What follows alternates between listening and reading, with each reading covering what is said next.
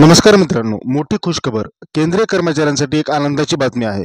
18 महिन्यांची थकबाकी लवकरच खात्यात जमा होण्याची शक्यता. सरकारी कर्मचाऱ्यांसाठी मोठा दिलासा. करोना काळात स्थगिती केलेली महागाई भत्ता आणि महागाई निवृत्तीवेतन लवकरच मिळू शकतो. कर्मचाऱ्यांनी गेली 2 वर्षापासून या थकबाकीच्या मागणीसाठी सरकारवर दबाव टाकला होता आणि आता हा प्रश्न अंतिम टप्प्यात आहे. तर मित्रांनो, काय आहे हे संपूर्ण प्रकरण? जानेवारी 2020 ते जून 2021 या कालावधीत डीए आणि डीआर रोखण्यात आले होते. 8व्या वेतन आयोगाच्या स्थापनेनंतर यावर सकारात्मक निर्णय होण्याची शक्यता वाढली आहे. कर्मचाऱ्यांच्या संघटनांनी थेट पंतप्रधान आणि अर्थमंत्र्यांना हे निवेदन दिले आहे.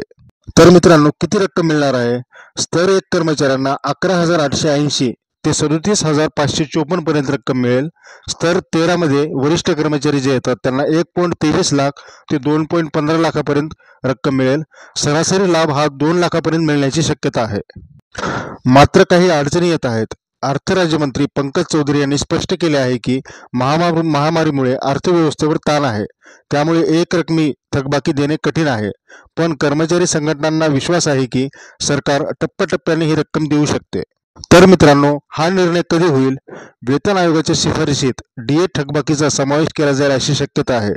सरकारकडून लवकरच अंतिम निर्णय होण्याची अपेक्षा आहे. मित्रांनो, हा विषय खूप महत्त्वाचा आहे. तुमचं यावर काय मत आहे? कमेंटमध्ये नक्की कळवा. व्हिडिओला लाईक करा, शेअर करा आणि आमच्या चॅनलला सबस्क्राईब करायला विसरू नका, कारण अशाच महत्त्वाच्या अपडेट्स आम्ही तुम्हाला वेळेवर आणत राहू. धन्यवाद मित्रांनो. जय महाराष्ट्र.